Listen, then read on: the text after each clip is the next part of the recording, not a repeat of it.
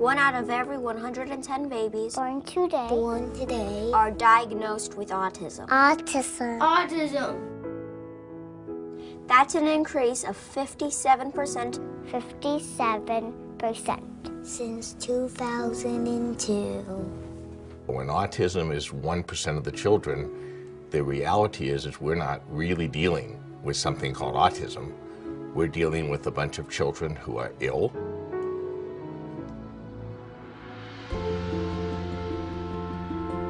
He stopped speaking, he stopped looking at us, he stopped responding to his name. You'd say it over and over and Jacob, Jacob, Jacob, Jacob, and just no acknowledgement. He started to become less interactive, less eye contact. He wasn't engaging in activities that kids his age were participating in. He was putting his hands over his ears, sensitive to sound. He would sit in the corner and spin in a circle, or he would take a car and spin the wheels and watch the wheels spin. He would lay on the floor and watch the wheels just go, and that's all he did. She was kind of really in her own little world.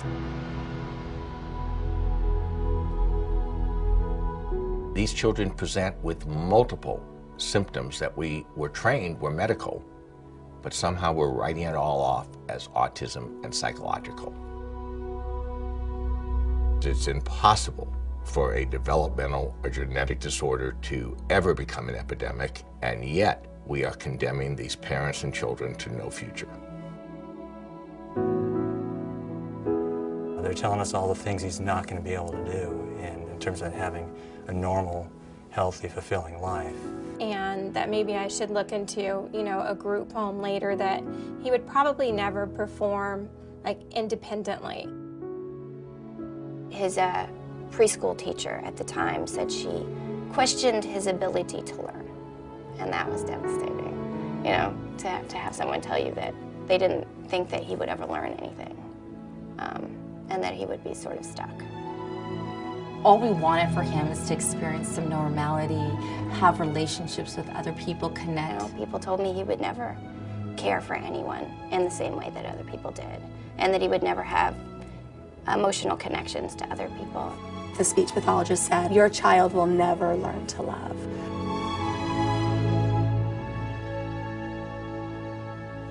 That's a really hard pill to swallow.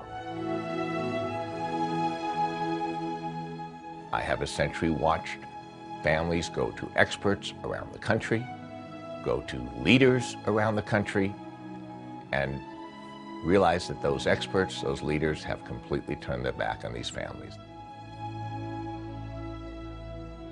They are desperate, they need help, and that's supposed to be our job as pediatricians. When you get in this world of autism, there's 2 million people trying to sell you something or trying to push something on you to make your kid better.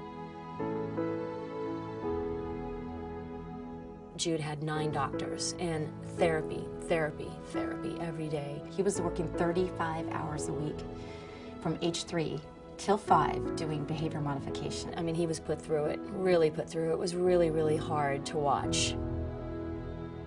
It was at that time we found something on the internet about this doctor, Dr. Goldberg. He would actually do blood tests and see, if there's any type of medical reason for this. If you throw out autism, then you suddenly realize we have a massive medical epidemic affecting the brains and bodies of these children. It is time we recognize that these children are ill and have autistic-like symptoms, but do not have autism. Call it what you want. Call it what you want. Call it what you want. But don't call it autism. But don't call it autism. But don't call it autism.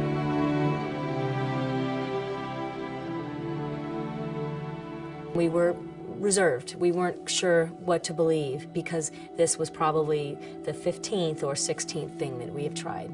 And after about 2 weeks, it was like he gained a year. Month after month, he was able to do more things. And one day he opened his mouth and he had, within a week, a 2,000-word vocabulary. My son's got straight A's in junior high, wants to go to MIT. He's incredibly smart. He says he loves me. Mommy, I love you. Gives me hugs and kisses. I remember calling my friend Maria and going, guess what? You're never going to believe it. And it was like a final breakthrough because all of a sudden I had a connection with my daughter. I thought, yes, she's feeling that emotion. She's getting it. She's connecting. And that was huge. It was huge. I no longer had that doubt that he's going to be able to take care of himself. He has a future now. If you knew what we've gone through to get to this moment, and I was very excited. I just pray that other people will have the same hope, because it's just not reserved for our family. There is hope. There's hope. There is hope.